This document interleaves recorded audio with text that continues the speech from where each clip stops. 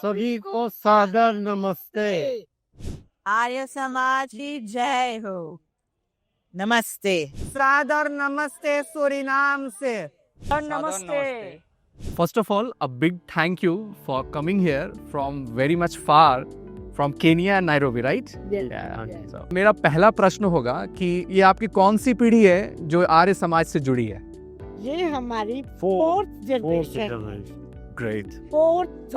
Arya Samaj Nairobi was the first Arya Samaj made outside India. First one. Yeah, 122 years ago. Wonderful. So, Arya Samaj actually legitimized कि you are not getting any papa from going outside India till Kenya, right?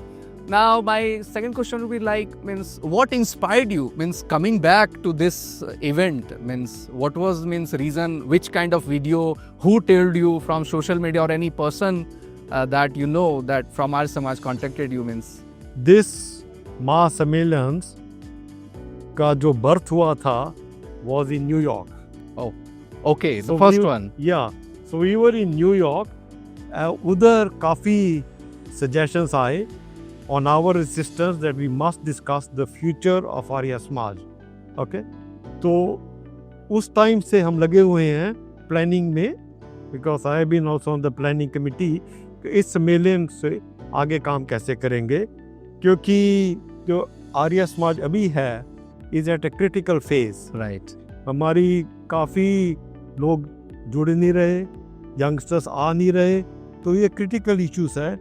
इन सब को discuss करने के लिए हम आए हैं, इसीलिए हम अपने यूथ को लेकर आए हैं, रोहित को लेकर आए हैं, सारी डिस्कशन करने की। Wonderful. And this is the 34th, right? The international.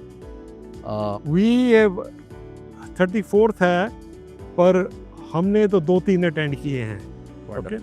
पर जो पहले सम्मेलन थे डिफरेंट थे। अभी जैसे मैंने कहा कि we are at a critical phase, Right. We have to discuss future of Arya Samaj. Arya समाज 4 वॉल्स में नहीं रह सकता, Right. So we have to outreach. Wonderful. Wonderful. So that is why we have come here to raise our voice and to discuss how to move forward. Outreach करने के लिए और साथ ही यूथ को कैसे आगे लेकर।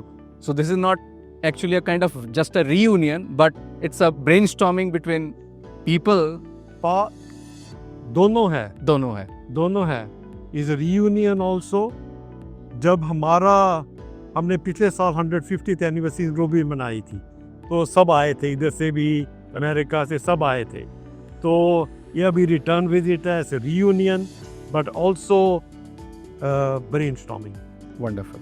And we also have a priest from Kenya, right? And he's not Indian in ethnicity, right? No. Shastri Mongi ji. Wonderful. Namaste. Namaste. Is our priest. हमारी जो संस्कृति है ना, वसुधैव कुटुंबकम की जो संस्कृति है, वो यहाँ खींच कर लाई है। Right. क्योंकि हम सब एक आर्य परिवार है, तो यहाँ पे हमारा आना दायित्व है। बहुत सुंदर। और दूसरी चीज जो है वो हम बोलते हैं किन्वन्तु विश्व आर्य, make the whole world noble, वो स्लोगन ही है। Right. So we if you want to move towards that, तो सबको काम करना पड़ेगा। And I think that's the only way कि आप वो जो conversion है उसका काउंटर आप ऐसे ही कर सकते हो। There is no other way. Right. Conversion and also Arya Samaj अभी मंदिर में नहीं रह सकता। Right. We have to connect outside, interfaith dialogue भी होना चाहिए, यूथ को भी बढ़ाना पड़ेगा, हम सबको भी इकट्ठे होकर चलना पड़ेगा। World is one. और जब तारीफ होती है दयानंद सरस्वती जी की, तो बोला भी जाता है कि वो निकले और यात्रा किए। काशी में जो पंडित है वो यात्रा नहीं किए, राइट? तो इट्स आउटरीच, राइट? मतलब you have to travel and reach to people. और दूसरी बात है, अभी स्वामी जी को आर्य समाज शुरू किए हुए 150 साल हो गए। उनके सक्सेस पर हम नहीं जी सकते। राइट। 150 ईयर्स हम ये नहीं बोल सकते कि स्वामी जी ने ये किया, स्कूल किया, गर्ल्स के लिए ये किया। ठीक है, वो लेगेसी है बड़ी रिच। उनके जो विचार थे, कितने यूनाइटेड नेशंस चार्टर बन चुके हैं। वंडरफुल। लेकिन आगे yes, we have to renew the flame. तभी आई थिंक अट्रैक्ट भी कर पाएंगे यूथ। फिर भी टैक्स करेंगे नहीं तो हम आगे नहीं बढ़ेंगे। राइट। आपके विचार क्या है, मतलब आप किस एक्सपेक्टेशन से आप यहाँ ज्वाइन कर रहे हैं इस सम्मेलन को? तो महर्षि दयानंद सरस्वती की जो फिलॉसफी है, the eternal flame, the flame of truth, that knowledge is power, is what has inspired me and our youth team in Arya Samaj, with the blessings of Dr. Saini, to take this forward. That, you know, we have to bring that knowledge, that enlightenment. People have to ask questions. People have stopped asking questions. The questions is what will bring the youth back, because the youth is asking. They're asking questions, Right. and they're not getting the answers. So we want to give them the answers. We want to discuss that this is what the youth wants. So that's how we'll come back. And that's what we are here for as Arya Samaj Nairobi and Arya Youth Nairobi. Wonderful, wonderful. Namaste, Namaste. and very big thank you for coming here from very far, Trinidad and Tobago, almost kind of 24 to 36 hours, right? 36 hours. Yeah. So have you all rested or directly came here? Well, we had about 5 hours. Okay. Great. So my first question would be like, what inspired you to come this far to attend this event? The Arya Samaj community in Trinidad and Tobago has been basically dormant. Okay. And in the last 2 years, we have been trying to revive it. And we were in contact with the Arya Fraternity Sabha of America. And last year, July, they had a Mahasammelan in New York, which we attended. This July was the Mahasammelan in Seattle. Okay. So we started networking to get more knowledge, more information, more written documents, books. These are things we are not able to access. And in creating that community, we all got together with the APSA, Arya Fraternity Sabha of America, on their invitation. And then Sri Vinay Arya did come to Trinidad last July. And we are trying, they're making their efforts to revive Arya Samaj in the Caribbean again. Wonderful. Because it has been quite a challenge, especially with the younger generation and the complication that is happening in society today. Wonderful. Yeah. So I think means the problem that we are facing, we are actually finding a solution and we are going towards Correct. Arya Samaj, that the community, like. Yes. Yes. Wonderful. So are you the first or means which generation? Second generation. Okay, second generation. So you all? No. I am. He's second. Okay. And they are new. Okay. And I think few of you are also from not Indian ethnicity, right? Means. Yes. Our forefathers are from India. Okay. Great grandparents. Okay. So we're looking at about 115 years ago, my great grandmother went there. Okay. So North India, South India is a mix in Trinidad and Tobago. Wonderful. And what is the message you want to give to youth from the Arya Samaj perspective? I would say in today's generation where AI and IT and media, social media has become part and parcel of their everyday life, that they really need to understand what is truth and untruth. And if you recall when Swami Dayanand said 150 years ago, his whole movement was for people to educate themselves so that they can recognize truth and untruth. And even at that time, people didn't really look at it in a serious way, as in, look at what we are seeing today. You have a picture image in front of you that you can't tell the difference, which is even more challenging than it was 150 years ago. Right. So I would like to say, Swami Dayanand said it 150 years ago, and we have to say it again today to our youth especially. What is on the internet, what is based on AI, you need to educate yourself in what you're reading and verify your information. And that's one of the reasons why Swami Dayanand said, if you educate yourself and you go back to the Vedas, you would realize what the truth is. Wonderful. So I like the youths to understand that. You need to educate yourself, not just take everything that you get on the internet and accept it. Even what is written on religious things as well. Right. Unless you don't educate yourself, you cannot tell the difference between the two. Wonderful. Yep. Wonderful. Thank you, sir, for coming here from very much far from Suriname. And big thank you again So, my first question would be, means, what is the inspiration for you all to come here from this much far to attend this event, sir? ज़रूर हमारे लिए एक गौरव की बात है कि हम सब आज इतिहास में पहली बार इतना बड़ा ग्रुप में कुल मिलाकर 14 लोग from Suriname Wonderful. South America से यहाँ पर पधारे हैं और वो भी ये महासम्मेलन में। सभी को पता है कि द्वितीय शताब्दी जयंती महर्षि दयानंद सरस्वती जी का और 150वीं स्थापना दिवस आर्य समाज, ये जो हमारे मूल थीम है, इस खास अवसर पर हम आए हैं और बहुत खुशियाँ और आनंद लग रहा है। सभी लोग से हम मिलते हैं, अन्य देशों के लोगों से, जहाँ पर हम आर्य समाज के अपने ही तरीका से काम करते हैं आर्य समाज के लिए। तो हमारे अंदर ये एक बहुत से प्रेरणा जाग उठा है ताकि हम जो कार्य करते हैं अपने देशों में और स्पिरिट के साथ और जोर तोड़ के साथ हम कर सकें। और ये वर्ष भी लगता है कुंभ का है, तो मिलन ही हो रहा है पूरे विश्व से। और हम लोग जो कहते हैं वसुधैव कुटुंबकम, तो आज जैसे लग रहा है कि एक फैमिली एक जगह, आर्य परिवार एक जगह इकट्ठी हुई है। सर, कोई मैसेज है यूथ के लिए, अगली पीढ़ी के लिए जो आपके मन में आता हो? तो यूथ, मैं दो यूथ पंडित लोगों को यहाँ पर लाए, पंडितों का, और हम यहीं से आग्रह करते हैं कि अपना ये मैसेज बहुत सामने रखें। यूथ से मेरा यह कहना है कि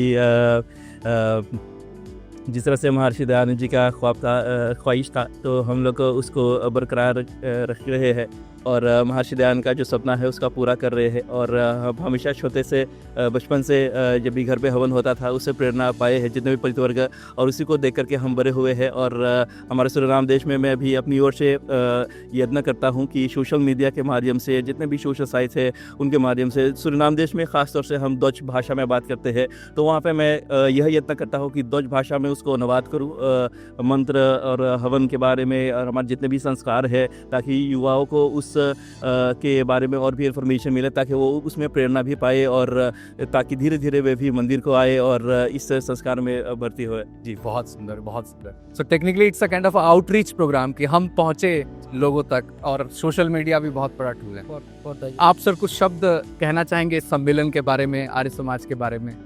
जी, बहुत हर्ष की बात है, ये बहुत ही बड़ा सम्मेलन, और हम सब यहाँ सूरीनाम देश से उपस्थित हुए। एक प्रकार से हम हमारे स्वामी जी के जो वो अच्छे कर्म करके गए उसके प्रति कृतज्ञता प्रकट करते हैं। और यहाँ पर आने से, एक दूसरे से मिलने से ये बात को सिद्ध करता है कि हमारा आर्य परिवार कितना बड़ा है और कितना बड़ा होने वाला है ना। एकता के सूत्र में बंद करके हमें सब कुछ करना है, और स्वामी जी के जो नियम है, जो लक्ष्य है, उसे हमें कभी नहीं भूलना है, बल्कि आगे बढ़ाना है, ऊंच कोटि तक ले जाना है। बहुत बहुत धन्यवाद सर। और कितने देर की यात्रा हुई सर आने में, भारत आने में? सूरीनाम से यात्रा हॉलैंड के था 8.5 घंटा, फिर 2 दिन बाद हॉलैंड से यहाँ 8.5 घंटे का यात्रा, 17 घंटा हो गया। रेस्ट किया? डायरेक्ट नहीं, रेस्ट नहीं हुआ, क्योंकि सम्मेलन में आना है, बहुत लक्ष्य वही है और इसीलिए हम आए हैं। तो रेस्ट तो हम कभी भी कर सकते हैं, पर एक पल भी यहाँ से कुछ खोना नहीं है। बिल्कुल, बहुत कुछ यहाँ से लेकर जाना है और सूरीनाम देश में जा कर के बताना है, प्रचार करना है कि हमारा आर्य समाज, आर्य परिवार कितना बलवान है। और ये देख करके दिल गदगद हो गया। और टारगेट भी इतना बड़ा, कृणवंतो विश्व मार्यम, पूरे विश्व को ही आर्य बनाना है। बहुत बहुत धन्यवाद सर, बहुत बहुत धन्यवाद पदार्थ के लिए।